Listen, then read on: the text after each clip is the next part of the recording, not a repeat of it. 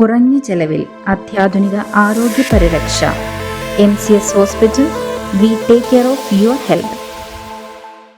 ഇതര സംസ്ഥാന വിദ്യാർത്ഥിയുടെ കലോത്സവ ചെലവ് കണ്ടെത്താൻ കൈകോർത്ത് അധ്യാപകരും വിദ്യാർത്ഥികളും.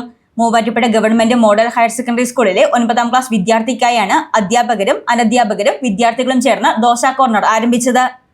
ഇതര സംസ്ഥാന വിദ്യാർത്ഥിക്കായി കൈകോർത്ത് അധ്യാപകരും വിദ്യാർത്ഥികളും. Muvattupuzha government model higher secondary സ്കൂളിലെ 9ാം ക്ലാസ് വിദ്യാർത്ഥിയായ പശ്ചിമ ബംഗാൾ സ്വദേശി അപൂർവ വിശ്വാസിന്റെ കലോത്സവ ചെലവ് വഹിക്കാൻ ദോശക്കട ആരംഭിച്ചിരിക്കുകയാണ് അധ്യാപകരും അനധ്യാപകരും വിദ്യാർത്ഥികളും. ഭരതനാട്യം, കുച്ചിപ്പുടി, നാടോടി നൃത്തം എന്നീ 3 നൃത്ത ഇനങ്ങളിലായാണ് അപൂർവ മത്സരിക്കുന്നത്.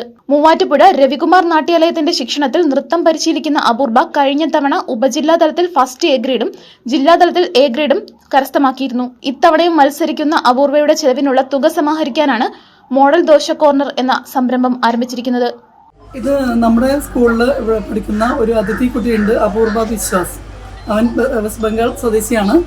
അപ്പോൾ അവൻ ഡാൻസ് താല്പര്യമുള്ള കുട്ടിയായതുകൊണ്ട് നമ്മൾ അവനെ പ്രാക്ടീസ് ചെയ്യിപ്പിച്ച് ഇപ്പോൾ 3 നൃത്ത ഇനങ്ങളിൽ കുട്ടിയും മത്സരിപ്പിക്കുന്നുണ്ട്.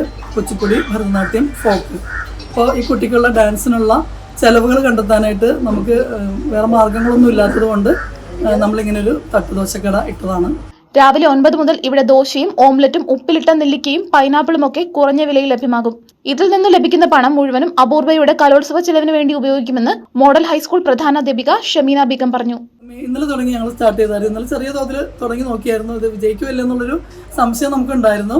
അപ്പോൾ ഇന്നലെ ക്ലിക്ക് ആയതുകൊണ്ട് ഞങ്ങൾ കൂടുതൽ മാവൊക്കെ തയ്യാറാക്കി ഇന്ന് വൈകുന്നേരം വരെ ചെയ്യാനാണ് തീരുമാനം. ഈ 4 ദിവസങ്ങളിലും ദോശ ഉണ്ടാവും. എല്ലാ ദിവസവും രാവിലെ 9 മുതൽ ദോശമാവ് തീരുന്നത് വരെ ഉണ്ടാവും. കൂടാതെ ഓംലെറ്റ് ഉണ്ട്, ഉപ്പിലിട്ട നെല്ലിക്ക, പൈനാപ്പിൾ, അങ്ങനെ കുറച്ച് സാധനങ്ങളും ഉണ്ട്. പച്ചക്കറികളും മറ്റും അധ്യാപകരും കുട്ടികളും സൗജന്യമായി സംഭാവന ചെയ്യുകയായിരുന്നു. പരിമിതമായ സൗകര്യത്തിൽ തുടങ്ങിയതാണെങ്കിലും ഈ ചെറിയ സംരംഭം എല്ലാവരും ഏറ്റെടുത്തിരിക്കുകയാണ്. ഇതര സംസ്ഥാന വിദ്യാർത്ഥിയാണെങ്കിലും അപൂർവയുടെ കലാപരമായ കഴിവിനെ പരിപോഷിപ്പിക്കുന്ന അധ്യാപകരുടെയും വിദ്യാർത്ഥികളുടെയും മനോഭാവവും പ്രോത്സാഹനവും പിന്തുണയും തികച്ചും മാതൃകാപരവും അനുകരണീയവുമാണ്. News desk, Muvattupuzha news.